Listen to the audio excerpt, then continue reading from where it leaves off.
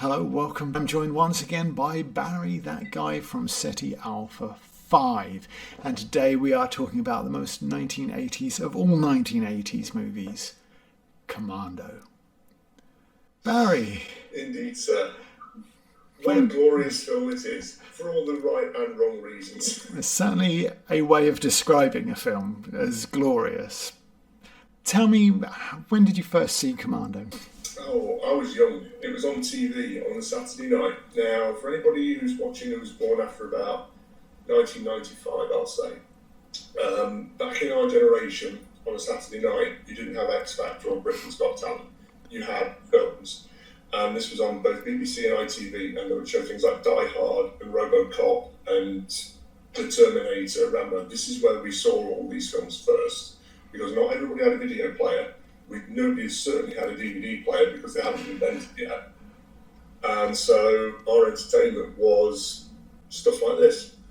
And we grew up with it, and it was glorious. I probably had seen Terminator 2 before I saw this, because this, I think, was an 18 when it came out, which would have meant in 1985 I was not old enough to see it. So I don't think I saw it until like the mid-90s. So even though I called it an 80s movie, I didn't see it till well after that. Like you watch Terminator or Terminator 2 on TV and you think, what else has Arnold Schwarzenegger done? So you start to watch things. You get like Predator and Raw Deal and Red Heat and Red Sonja and Conan, and eventually your path will cross Commando. And I said to you, before we started, and I'll repeat it, this is something that I would describe as the best Arnie film. And if you say that to people, they usually react with a very strange look on their face, like you have been talking craziness for half an hour. But what I mean by that is Terminator, Terminator 2, Predator, these are films that have Arnie in them. An Arnie film is a genre, and it is bombastic action, craziness, ridiculous one-liners, a premise that's insane, generally not well executed on most professional standards, but somehow coming together in a way that will pass an hour and a half very nicely indeed. It's just an hour and a half of shooting, car chases, things blowing up, stupid humour that doesn't really land, but it kind of does, but in a way that's not supposed to. It was just pure entertainment and escapism, and they do not make films like this anymore because they daren't. If you watch the very first couple of minutes of it, you'll see what I mean about it not being made well, is that nobody in the right mind would start their film with three sort of supposedly professional hits, although I'll come back to the second one in a bit, and then immediately follow that up with some sort of Disney montage of Arnie feeding deers out of his hand and stuff. It's like, what is the tone you're going for here? And it's just, not only is that you'd have to be bonkers to do that. The tones are so completely antithetical. But then you've got Arnie, who's like this great big plank of wood in the middle of it, and quite literally carrying a tree on one shoulder and a chainsaw on the other hand. Like, how masculine can I be in the first couple of minutes of this film? And then like the stuff going on with him and his daughter, and you're just like, this is so cheesy and cringe. But yeah, just back to the second hit of the three, which is again proving my point of how this is just not made well. I'm talking about the one in the car showroom, which is clearly not from this film. This is not a professional hit. They've just like, well, we had that scene, copy and paste it into here, and it's so bad that you can see the test audiences going, did that guy even die? Because then they cut back after the car drives off to show him dead in the street, so you know that he died, because otherwise what happened to him, while painful, is by no means lethal, which makes it an insane thing to do for a professional hitman. The thing that gets me is with the first one, where the trash truck turns up and they've got machine guns in the trash truck, and then in the middle of the street in broad daylight they gun the guy down and then they just throw the guns in the back of the trash truck and drive off. I mean, wouldn't the whole neighbourhood have heard and seen this? And he even said, oh, it's not garbage day today. Oh, I missed you. No, you didn't. So, okay, the dialogue is terrible right from the start. The whole setup is stupid. I mean, you know a big hulking dude who, in a car who's just run over another guy and he just drives through the car showroom window. Okay, so there's lots of property destruction, lots of murder, lots of violence, and nobody calls the cops. You've got Bennett with his comically massive radio detonator. Have you seen any strange people in the neighbourhood? Oh yeah, there was this bloke with a huge radio control thing, and the boat just exploded when he went near it. Because I work in a film equipment workshop, I genuinely believe that remote control was probably the remote control to a camera that they just thought, just hang on to that. So that's why it's probably like this big, and it's a great big aerial like this. But you mentioning about like the hulking guy, that's Bill Duke, who was also in The Predator with Arnie a couple of years after this. But I was watching the first three hits, and none of these, not the hitmen or the people dying, look like a commando or look like a military guy, nor are they behaving in a way that looks military. But then I wonder if that's deliberate, because of course it elevates Arnie to this sort of demigod status with this ridiculous Adonis physique of his. Maybe the purpose of it is to just like elevate Arnie above everybody else, but he's supposed to be in a team with these guys, and you've got like what's his name? The Bennett guy. I can't remember the actor's name anymore. Who's supposed to be a foil? Who's supposed to be an antagonist, a worthy adversary? But of course, nobody possibly could for Arnie when he's this great big Austrian oak in the middle of the set. But it's amazing to me that even Bill Duke, who does look the part in Predator, in this film doesn't look the part. And it's like, what have they done? Did he just like seriously buff up in the next 3 years? Because he's like, oh, I might be in another Arnie film and I've got to compete with that. This was constipated to me. It's just like this throughout the whole film. But the thing was, if I was Vernon Wells, the guy who plays Bennett. I would have been in the gym for like 6 months before this film even started filming, because if I'm going up against Arnie, who's in peak shape, he looks like what he is, a fat old man with a terrible moustache. And wearing chainmail.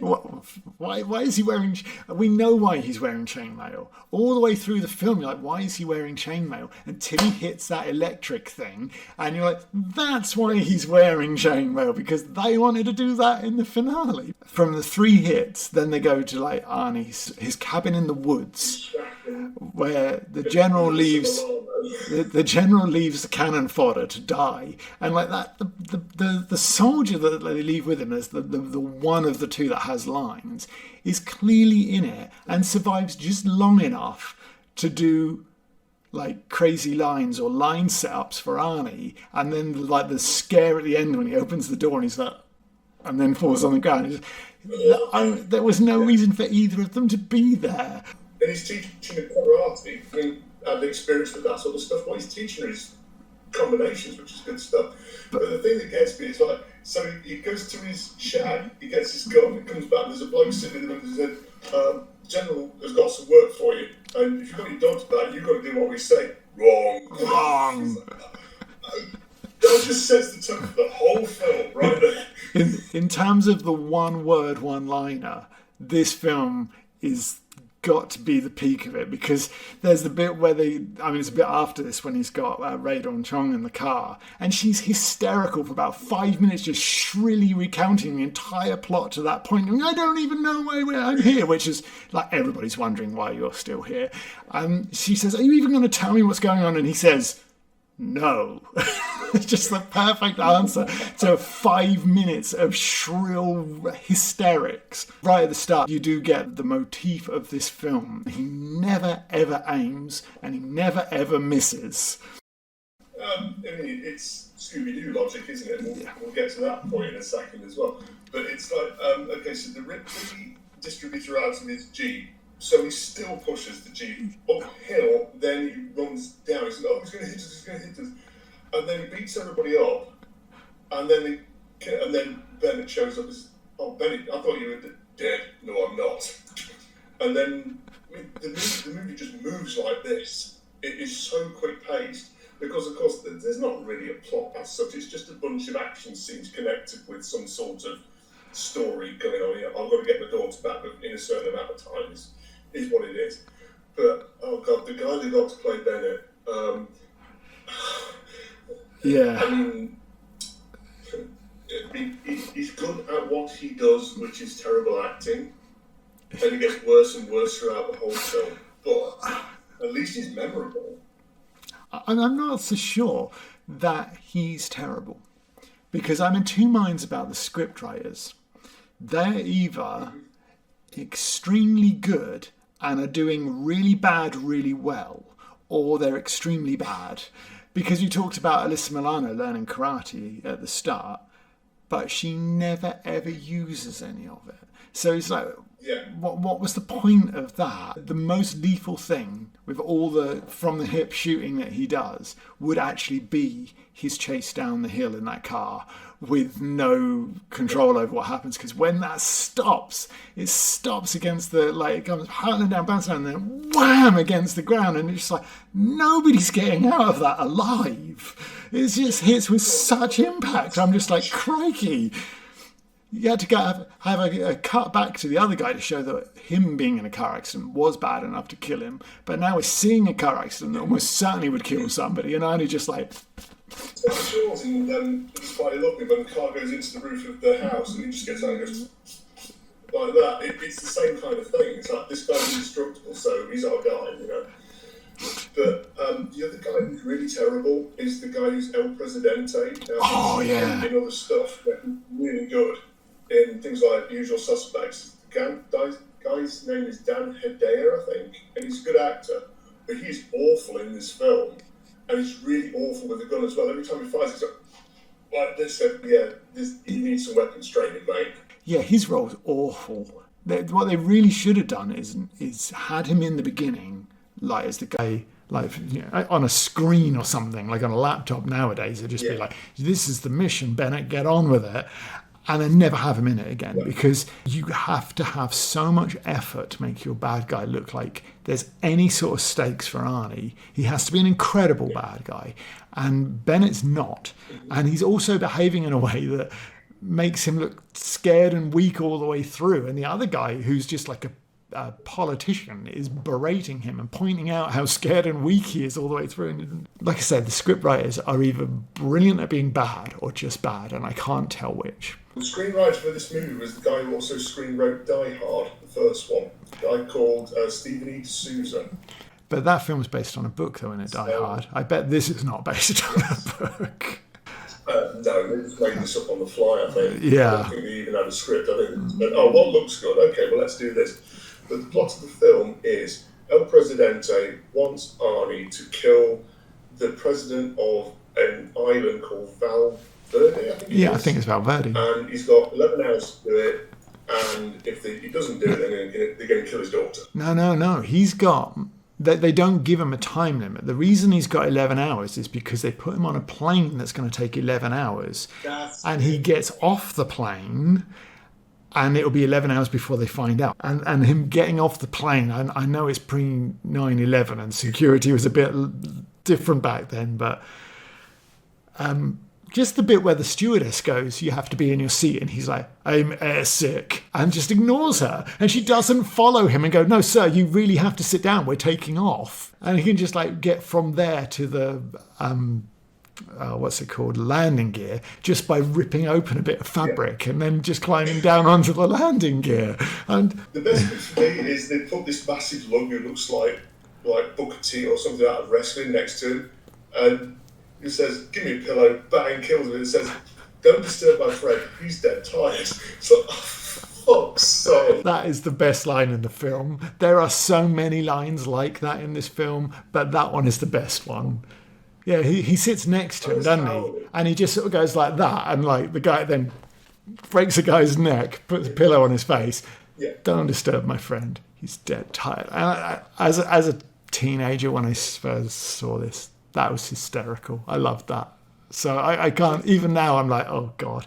But I still appreciate like my initial reaction to it. Best part for me is when he's on the landing gear and then he jumps into the lake runs back to the airport, and he's bone dry before he's even got out the lake. The way that shot is the plane takes off and you see the undercarriage of it, and I didn't have the best quality version of it, but I'm like, where's Arnie? You can clearly see he's not there. Yeah. And then you see him like what's, I guess, either a dummy or a stunt double being dropped.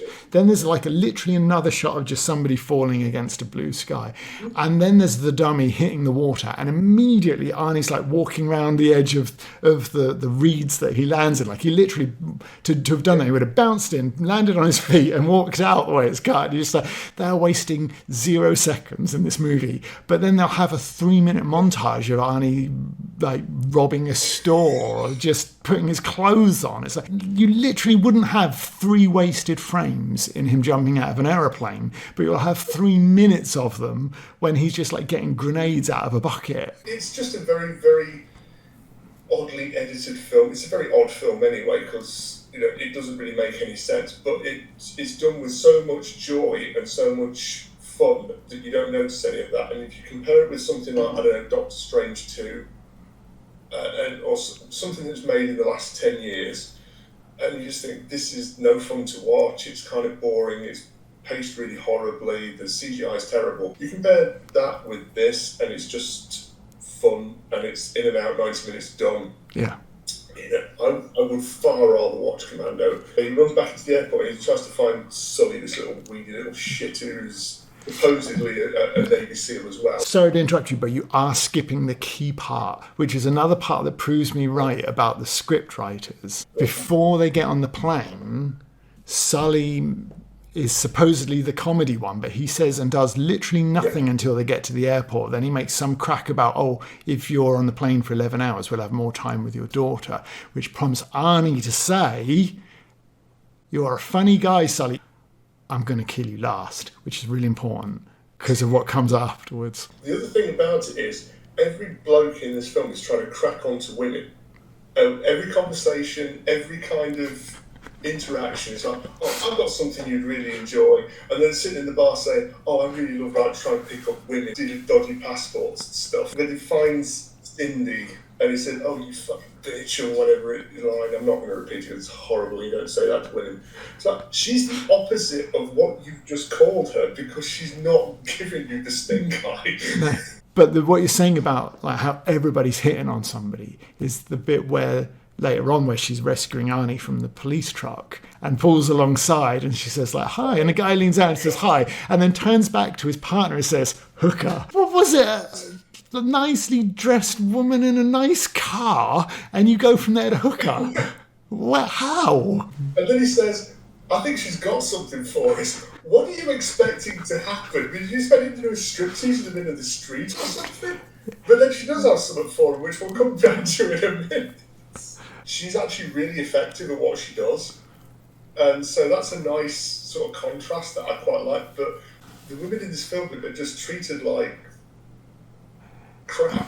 There's no other word for it. But is anybody any more than window dressing? For Arnie, it's just it's like, it's just window dressing for Arnie. Everybody's there. You look about right. You look a little bit South American. You can be the president guy. We go, Sully, you're the funny one.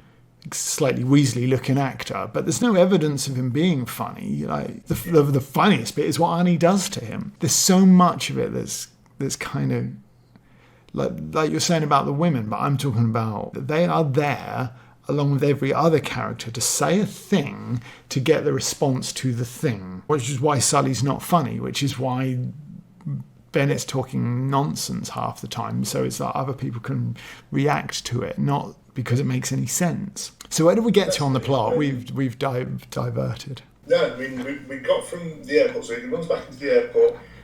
Sully tries to proposition Cindy. Cindy tells him to piss off. Then Arnie shows up and says, I've got karate class. You're going to have to miss it. And he rips the seat out of a car. Follow him. See, that's exactly what I'm talking about in terms of dialogue, though. Sorry, I'm looking because I wrote this down. He says, a man I trusted for years wants me dead. That's literally the quote. And he's talking about Bennett, which is not true because he didn't trust him because he kicked him out of his unit. So it's literally not true what he's saying. But the reason he says that is so that she can say, I've only known you 5 minutes and I want you dead too. Which is a line that wouldn't work without the setup, even though the setup makes no sense. That's what this film's like all the way through. To get to the mall, I have never seen so many mall cops in my life. I mean, we've got the mall here in Jackson, it's like 3. And there's like 20 of these guys. And all he's doing is standing there waiting. He says to Cindy, okay, go and distract Sully and bring him over here. All hell breaks loose. All these mall cops come and attack him. He beats the shit out of all of them. And then the guy who's selling dodgy passports, he could have just walked away and not be hurt, but he decides to pull a gun and start shooting everybody. Like, why are you doing this? Quite a lot of that is terrible, but the mall cop he's like hitting on 2 girls, proving your point, and then he says to them, you want to see me kick some ass or something like that, and they're like, oh yeah, and off he goes to like face down Arnie. It's a dreadful line. Yeah. Women is set dressing, but the fight, when it comes, there are some good bits, like when there's like a pile of mall cops, like there's like 12 of them, you can't even see Arnie, and then they all go flying and he just stands up out of the middle. It is like this biblical moment. It's like, here I am, Arnold Schwarzenegger, to save the day. There's a bit in there as well, which I'm sure is test audience added, which is the guy's about to shoot Arnie and she shoves him down the escalator, which again, you'd be like, did he survive that? Because that looks really, really dangerous, like quite possibly could have died. And then I think that they've shot and added, as a result of test audiences going, what happened there? Did he survive? Because that's awful if he didn't. They've added like an extra shot of him going, hey lady, or something like that from when he's laying on the ground. It's just, yeah, okay. But Sully sees all this. He picks up the phone booth and rips it out of the wall and then throws it. It's like, okay, everything is determined to underline the fact that Arnold is just absolutely massive. The copy says, you've won Jelly again. Well, they're a fuck. It's it like that. But he doesn't. He doesn't just lift the phone booth off the floor. He lifts the phone booth off the floor with Sully in it, and then lifts it up and throws it down. And they're into her car again. This is absolutely amazing. So he's chasing a Porsche 911 in like some little shitty open top car that will never keep up with it in 100 years, and he keeps smashing into the back of this Porsche.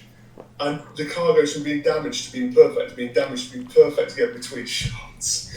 And eventually they crash, and Sully rolls over. Arnie just grabs him, and this bloke is like, I don't know, the size of a mouse, picks up and says, where's my daughter? Finds the key to where you need to go next. And this is something else, because every clue he needs is right there. Like the key literally just drops off of Sully, and it's like, that's the clue. It just fell out of the sky almost. But you have to explain what happens to Sully, because it's the best part of the film. So Arnie decides that a good thing to do is to interrogate Sully, picks him up by his leg and dangles him over the side of the cliff and says, I want to know where my daughter is. I'll take you to where I'm supposed to be cook. And then he said, I already know, here's the key. Do you want to do the line? He says, hey, Sully, you know I said I'd kill you last? And Sully's like, yeah, you did. He said, I lied. And then he let go, and then you see him dropping into the... It's like, yeah, that's like a cold-blooded... It's a cold-blooded murder if you want to look at it like that. But because this is an Arnie film and not a film where logic is a thing... It's just amazingly good. It's amazingly good. As a teenager, when I first saw this, I was just like, that is the coolest thing, not only that I've ever seen, and I'd seen Terminator 2 at this point, remember, when I'd seen the guy walk through the wall, so like it was pretty cool. But it's also the coolest thing I've ever heard. And it's both of those things at the same time.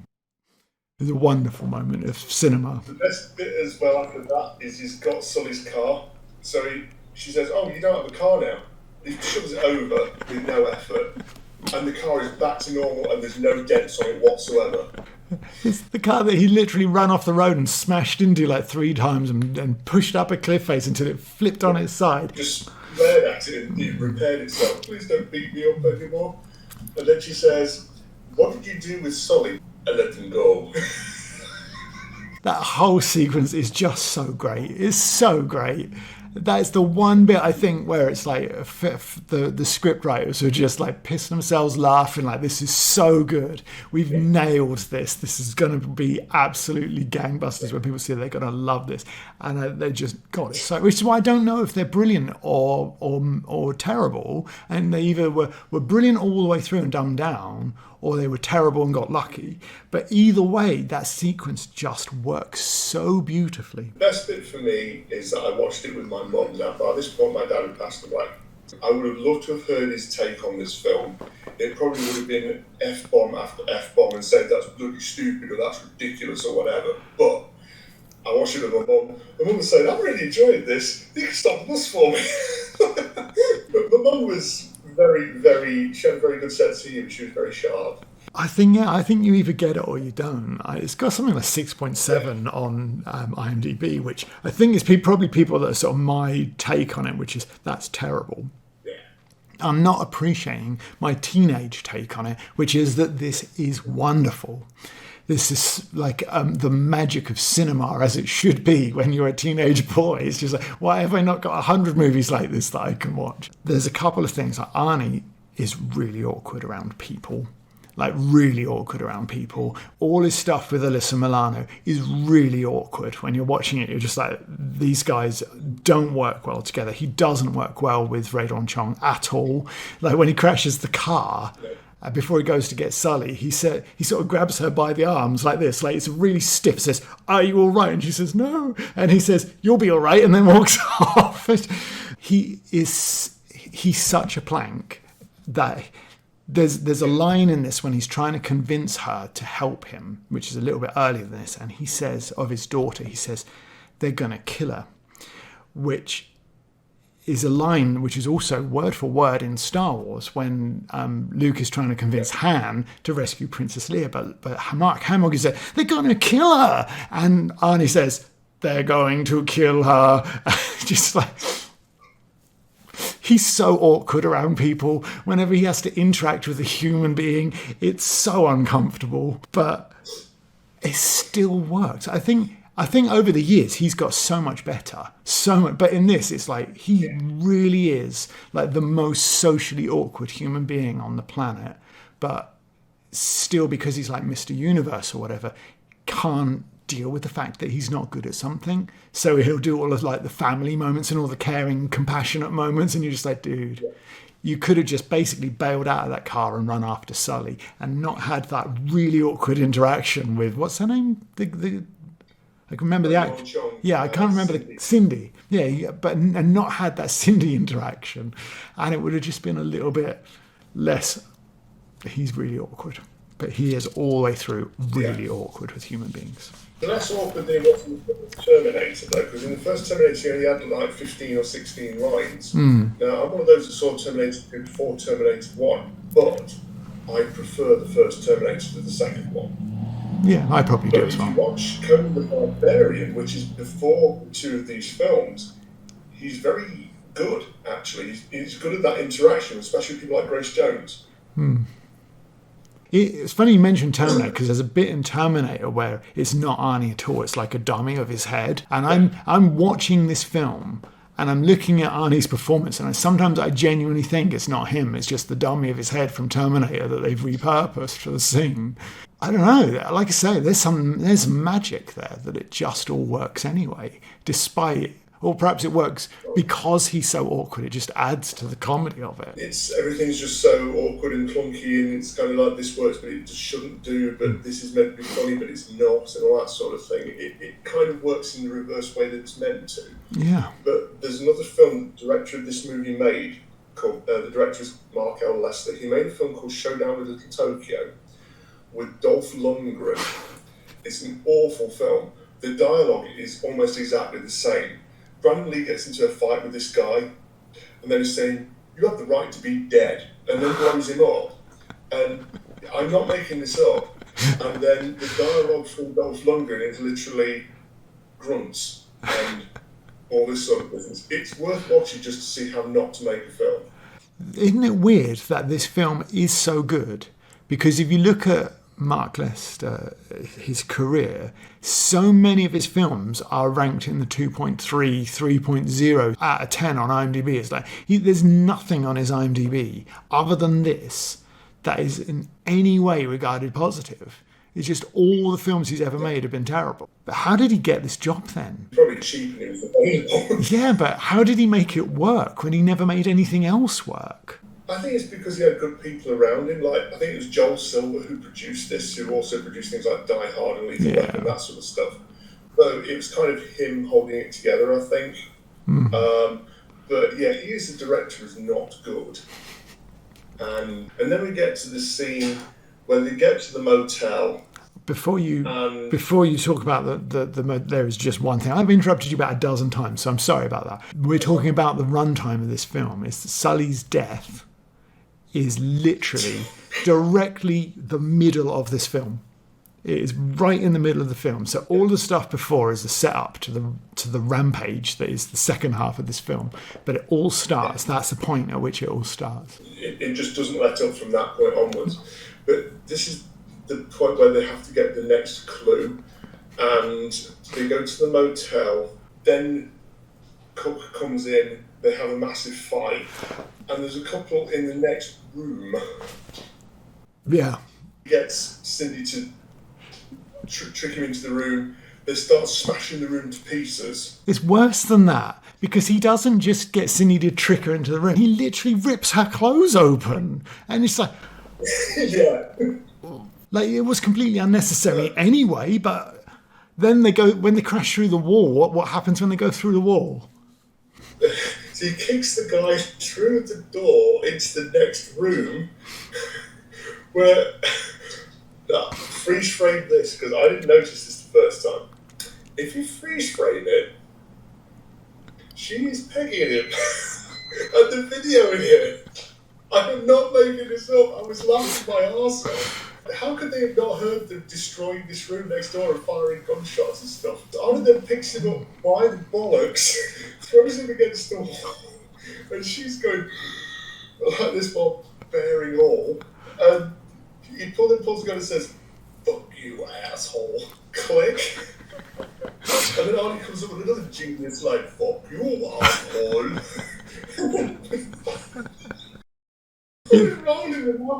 Well, there's two things that are obviously terrible about it. One is Ray Dawn Chong again is like, "Oh, these guys eat too much red meat. This is such macho." Like, she's got to make all these comments all the way through that are awful.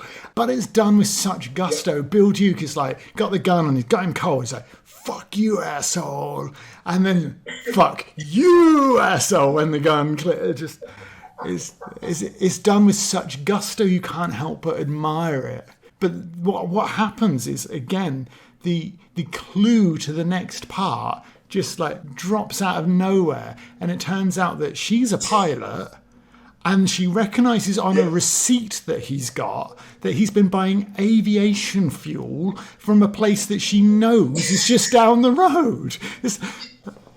How convenient. If you didn't want Ray Dawn Chong in this film, and she's quite annoying for the most part, if you didn't want her in this film, you could have just gone, he's a commando. It's not beyond the realms of possibility that he's also like a helicopter pilot or something. So he could have recognised that himself, and you wouldn't have had her saying all this stuff. But they literally just wanted her there to like scream and make comments as scenes go on. They need that male-female dynamic, don't they? As wooden as it is. They try to drop hints that there's a thing between them, but they're so awkward that it never looks like there's a thing between them, or ever could be. It'd be better off without her full stop, but then you wouldn't have the wonderful stuff later on. But the thing that gets me is, right, okay, so he's just killed him violently and impaled him with a table or leg or whatever it was. All of this is on that video camera that's in the background. I don't think they want to share that video footage with the police or anyone else. I think they just went back to shagging straight after that. It's like, oh, okay. But wouldn't that technically be a snuff film that they just make somebody's just died in the middle of the film? Predates YouTube though, so where's the market for it? It predates the internet. How did you share snuff films when we didn't have the internet? It raises more questions than it answers, though. That's another thing with this film. It's like, well, okay, so it just very happens to be convenient that he's got this receipt in his car. Okay, so we've got to go there and find loads of tanks and weapons and all sorts of stuff. So El Presidente is apparently planning a coup, but why would he be planning it on American soil when it should actually be on the island itself? And then he helps her into the office and says, here's some latitude and longitude, which just happens to be hanging on the wall. That could be anything. It could be anywhere. But it said, this island, we've got to go here. We've got to go here now. Oh, that's okay. This picture of a float plane, and we can use that to get there. Well, that could be anything as well. There's no logic to the progression of the plot. There's two bits when they're getting on the plane which are just magic, Commando magic, which is the fact that the plane won't start until he thumps it, and then it starts. And then there's the guys that come up on the Jeep, and he's got like an Uzi, and they're literally a mile away. There's no danger of him ever hitting them, but they're shooting at him. It's like pinging off the plane all around him, and he just gets the Uzi and goes like that, and then they fall and die, and the Jeep goes in the water. And it's all completely gratuitous and silly, but it is magic. But we have skipped over, by getting to the plane bit, we skipped over the bit where they rob the gun shop, and then the aftermath of that, which is a completely unnecessary aside, but it does get us to 90 minutes precisely in movie runtime. Yeah. So it's completely necessary in that regard, but not necessarily for any part of the story. I think that they've stolen another thing from Terminator here. I think that they've stolen the sound library, because I think that when he drives it's not, what's it called? He drives the thing through the wall, bulldozer. He drives a bulldozer through the wall, and I think the sound effects on that are the same sound effects that Kyle Reese has when he's parked at the side of the road and they're doing building work behind him. So I think they've repurposed Terminator sound effects as well as dialogue in this, which is... If you remember in the Terminator, he actually goes into a gun shop and he's getting shotgun shells and stuff. He says, you can't do that. Wrong. Same setup. He decides to ram raid an army surplus store. Wouldn't there be an alarm going off and just sirens turning up instantly? He opens up the back door. Now, I'm pretty familiar with that sort of thing over here. You cannot buy a rocket launcher or a law rocket or anything like that. They just don't allow you to have stuff like that. A rifle, handgun, no problem, knife, whatever. You cannot buy mines, you cannot buy grenades, and you cannot buy a rocket launcher. It just wouldn't be allowed. But it's an Arnie movie, so it works. It's allowed. Yeah. You're allowed anything in an Arnie movie. I'm surprised he doesn't get one of those laser guns from Terminator and just have that as well. He's got everything else. But then, of course, he's a bit surprised that the police tell him, don't move. Yeah. So he's put in the back of the Black Mariah. And that's when we get the wonderful scene with her. They say, hooker. It's like, what? How do you reach this conclusion? She pulled up alongside and she's a woman. That's the Arnie movie logic, so it works fine. But she does the thing with the rocket launcher that they use again in Falling Down, though, doesn't she? Yeah, and then she fires it backwards. Yeah. Because she's not read the instructions, although apparently she has, according to the line. That is actually a brave move on her part, because that rocket launcher could have taken out that van completely and just killed everybody. As escape or rescue plans, whatever you want to call it, go, it is lunacy. You would never fire a rocket launcher at the thing that's got the person you're trying to rescue in. You write yourself into the corner. You've shown the rocket launcher, the Chekhov's rocket launcher, which would only be in an Arnie film. You've got to use that rocket launcher now. So... Yeah, she blows up the police van, which again, you have to have a shot of the people surviving, because otherwise she's just committed murder again on Arnie's behalf. The other thing about it is this poor general who turned up at the start keeps following him around all these destroyed places where he's been and just murdered everybody. He said, do you think it's Matrix? Yeah, I think it is.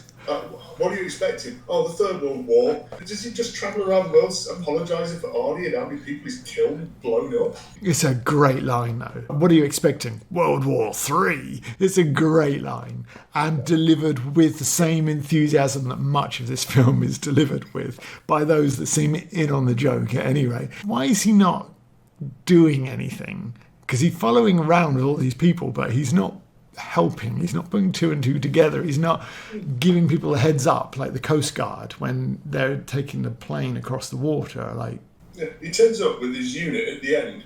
I'd like to start a unit again, John. So clearly he knew where he was going. So why didn't you just arrange for Arnold to be transported there to start with? Because she basically disappears for this part because she can't be running around the island shooting people. So her one job in the last half hour of the movie is to phone him and give him the coordinates. So it's her that tells the general where they are. Though you would have thought that eventually the reports of gunfire, rocket launchers, mines going off, grenades exploding, and jeeps flying through the air and stuff like that goes on like an episode of the 18 dialed up to 50. All of that you would think would probably attract somebody's attention anyway, but it is her that phones him in. It's her one job. And of course we've got the wonderful part with Bill Paxton where he's the radar operator. They're just taken off from the plane and he says you need to avoid this area because it's like a target range or something, and it's where we drop bombs and missiles. And Bill Paxton's on the screen for about 30 seconds, and holy shit, you can tell it's a green screen because you see the outline of him against the window of the aircraft. Yeah, it's funny. It must have been his first role. But then when we get to the island, of course Arnold's got to be shirtless. He's in his Speedos that are this big. He's the size of a 200-year-old oak tree, and his Speedos are this big. It's bordering on obscene and utterly pointless because he rows to the island and immediately changes. He may as well have just rode there in his clothes. Again, you don't get that because again we've got another montage, and he's gearing up and he's putting up... Drawing on himself. On his war paint. And then he just strides into the camera like, I'm the big I am. Which is the same pose he does at the beginning, though, isn't it? Beginning, tree, chainsaw. At the end, rocket launcher and, like, whatever, like the rifle or whatever he's got in the other hand. So it's exactly the same pose. As George Lucas would say, it's like poetry. It rhymes. But then everything starts to explode and we see the same building blow up about 5 times. Because apparently they haven't got the budget. Apparently all the budget went to Arnie. So he's running away. He's planted all these mines. And everything explodes, it's glorious. And there's these dummies that are just standing there. Did you run out of budget for stuntmen or something? There's just these dummies standing there while everything just goes up in fire. It's beautiful. And they show the thing from like 4 very slightly different angles. And it's the same dummies, it's the same building, and it's the same everything, but it's like boom, boom, boom. It is great, and it's all terrible. Once you've seen it, you just can't get over like Arnie with a machine gun standing there, just like moving the machine gun side to side, and interspersed with all these cuts of stuntmen going and dropping down dead, usually with nothing like a squib or anything like that. They just go and down they go.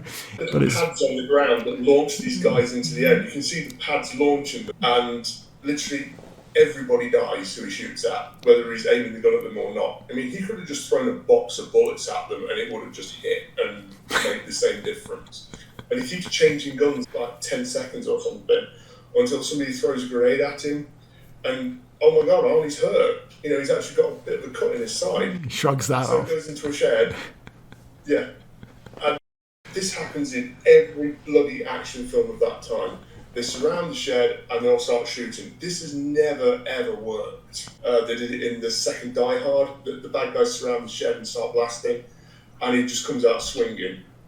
And for some reason, the film decides to become a horror movie because he swings up with an axe and he slices someone's nads off. Yeah. And then he lobs somebody's arm off with an axe. It's like, what? Yeah, that was the bit where I thought, actually, this is going to go a different way. Because it's just been mindless gunplay to that point. And then he goes in the shed and he's hurt, and he apparently, I guess he must have finally run out of the million bullets that he was carrying somewhere on his person.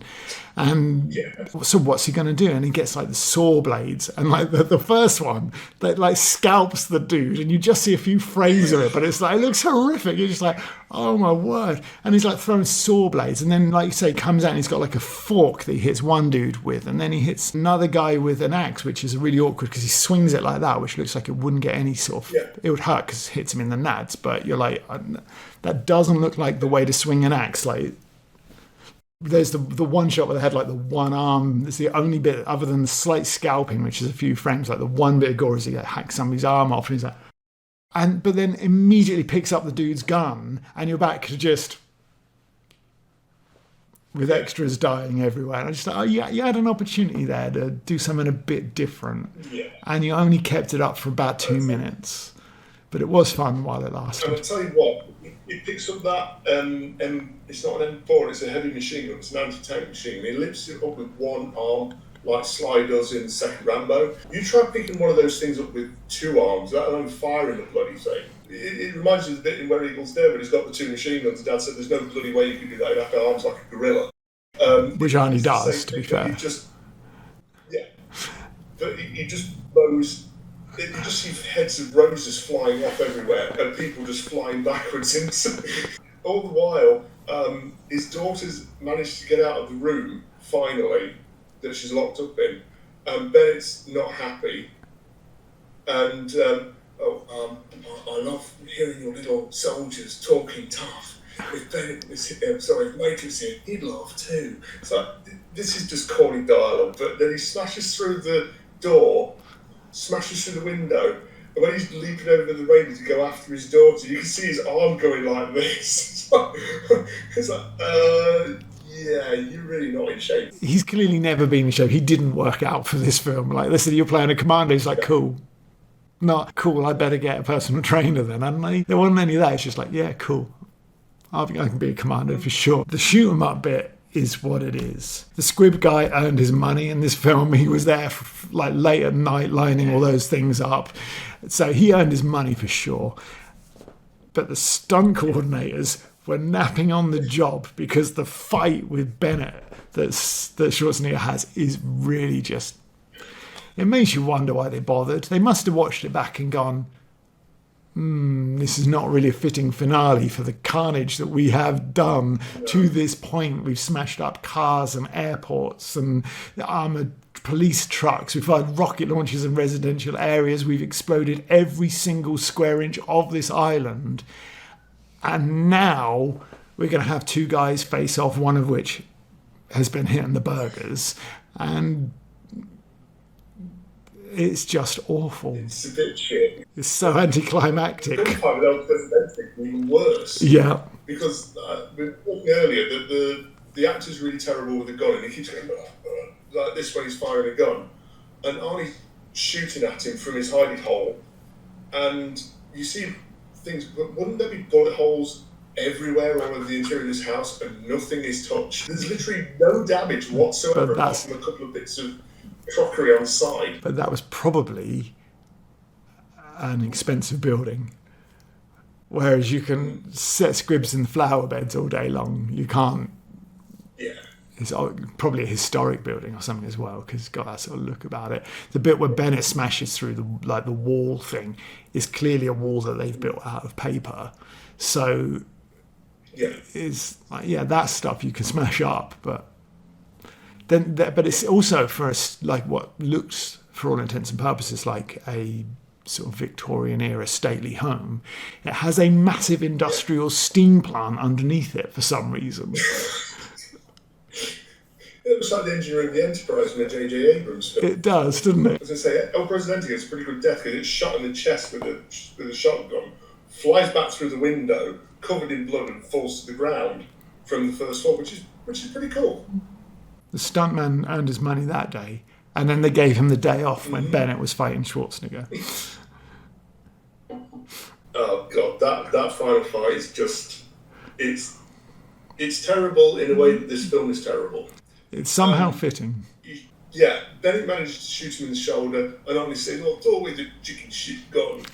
And bear in mind, Arnie's still absolutely ripped, and he's got a knife in his hand, and there's no way he'd be able to lift his arm if he'd actually been hit in the shoulder.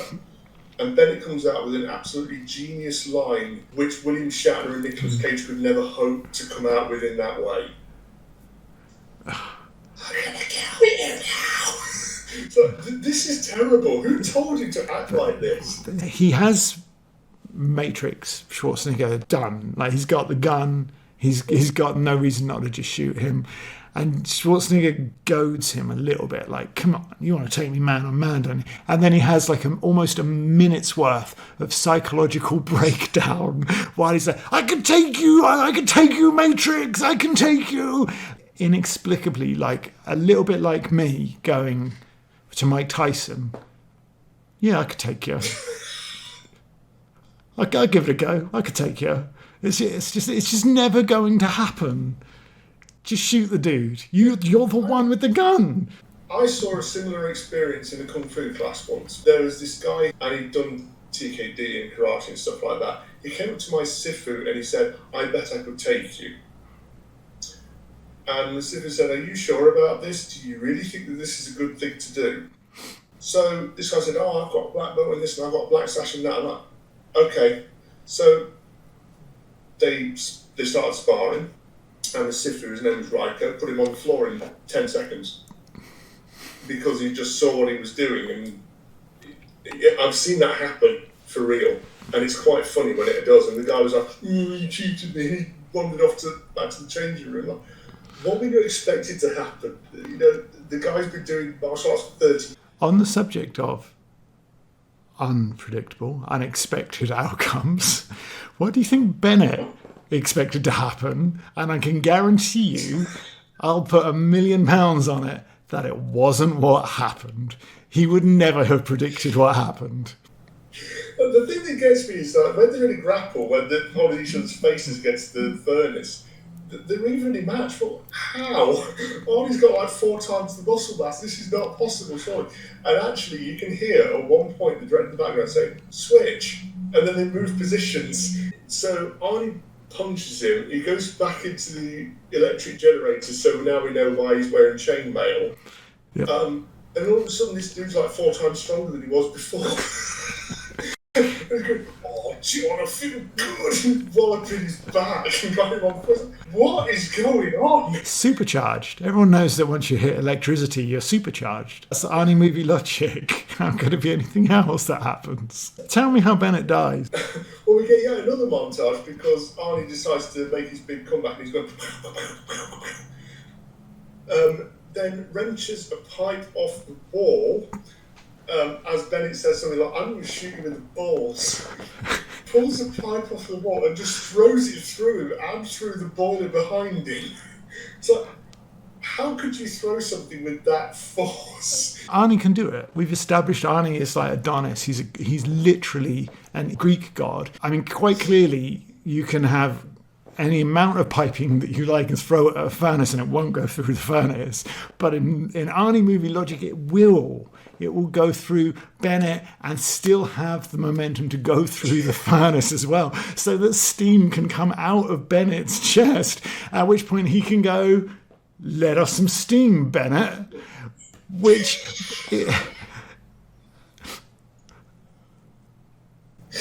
Oh my days. As a line that can only work if we've seen Bennett being a hothead and then people are going, calm down, you're getting all steamed up, to set it up. But we didn't have any of that. So the line let off some steam, Bennett, really doesn't make any sense apart from the truly wonderfulness of, like, only Hector, only Achilles. These are the only people that can do the feat of ripping a pipe off the wall and throwing it with that sort of force that it will go through a human and a furnace, and he can just, with a great big chest cannon with steam coming out of the top of it. Only in an Arnie film. It's wonderful. Nobody at the start of the movie could go, I know how this film's going to end. No, I mean, it's a cartoon come to life, it has to be said. Yeah. But Alyssa Milano's, she's like a little girl and she's been watching all this happen. Would she not have severe psychological trauma after seeing her dad butchering hundreds of people?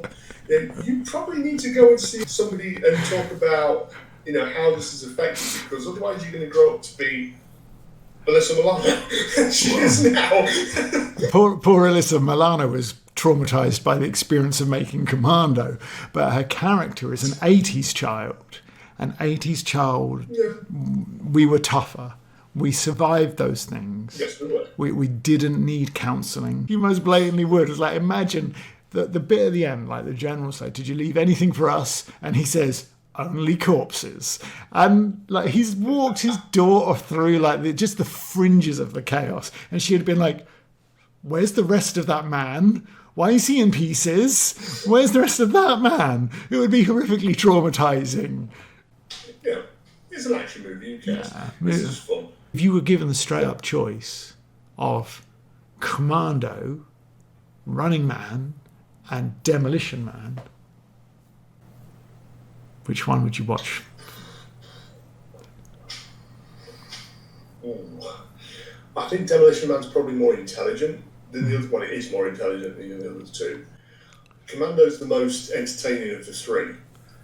I think Demolition Man's got the most to say as well about the way that the government is trying to control people and all that sort of thing. So I'll probably go for Demolition Man.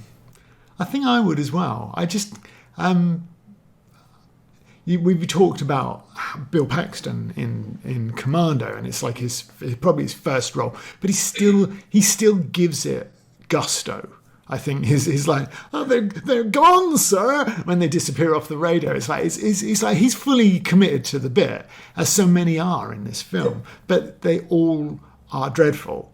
And Demolition Man, by contrast, Nigel Hawthorne is great. It's Nigel Hawthorne, isn't it? Yes. He's great. I think Sandra Bullock is a lot of fun in it as well. Stallone is Stallone. And Wesley Snipes is having the time of his life. When that works on screen, there's magic in it. And I think that Commando, I think, gets that like a 7 out of 10. That it's stupid, terrible movie, but has that magic that just works. But it was great. It was great fun to watch. Again, I've not seen it for a little while. It was terrific fun to talk about it, as much as it's dreadful. And it's crap, but it's good crap. I think it's probably the nicest way to put it. And you end up thinking, well, it's entertaining, it's fun. I'll take it. It's from the 1980s, and it shows. And you could never get away with some of the things they did in it today, unless you happen to be Trey Parker and Matt Stone. You're just not going to get away with it. And I think that there's a little bit of magic in that. Like the naivety, the innocence of the cocaine-fueled 80s. It seems completely incongruous, but that's what I take from it. I mean, I'm pretty sure the director had several lines of coke on set, and he was generally taking them because there's no other way to have made this film. I wouldn't change a frame of the movie. I mean, yeah, okay, it's bad, but at least it's entertainingly bad. Yeah, you can't ask for more than entertaining. There's movie magic in trash. Yeah, exactly. In the same way there's entertainment in... it's pretty... You read it, you edited it for me, and you said, you need to change this, you need to change that, and I took that on board. But, it's still pulpy, but I still enjoyed doing it. And apparently somebody else did, because the second one comes out in 6 weeks. So, oh, nice. Wow, excellent. I'm going to send the third one off this week, I think. Wow. It's going to be a whole series. How many is your goal? Or are you just like, no, Andy McNabb can do 20, I can do 20? I'm not going to do that many. Maybe 4 or 5, and that's it. Because you want to leave people wanting more. You don't want to make dozens and dozens and dozens, because it just becomes boring, and then how do you come up with a plot that's different from the others and all that sort of stuff. So, 4 or 5 will do me. Yeah, I still quite like... I'm not up to date with Jack Reacher. I read about the first 10, and I was kind of like, these are very samey, very formulaic, but they are a book you can read without much thought. I don't think you want your stuff to fall into the read and not think about it category, which is why you do the thing where there's like different genres for each one, which is same characters, right? Or at least some crossover, but different genres. That's right. So the third one's a techno thriller, and then the idea for the fourth one is it's more of a terrorist threat. I don't know what the fifth one's going to be, but it's going to be a different thing every time. It's got to be a different kind of setup, because otherwise you just end up writing the same thing over and over, and that just becomes boring. I'll wrap things up by saying that if you're watching on my channel, go and subscribe to Barry's channel and buy his book, which will be better linked at his channel than mine, probably because I always forget. I always say I'm going to put the links in and then I always forget. And if you're watching on Barry's channel, then you should definitely come and subscribe to my channel, because Absolutely. damn, I should have thought of a better reason than because. On that note, I will leave you to your gardening, farming, or whatever it is you're being called to. Thank you once again for your time. And next time we'll have to talk about Demolition Man or something. Oh, I look forward to it. I'll let you know when I'm free. Take it easy. Take care. See you later on. Subscribe to both.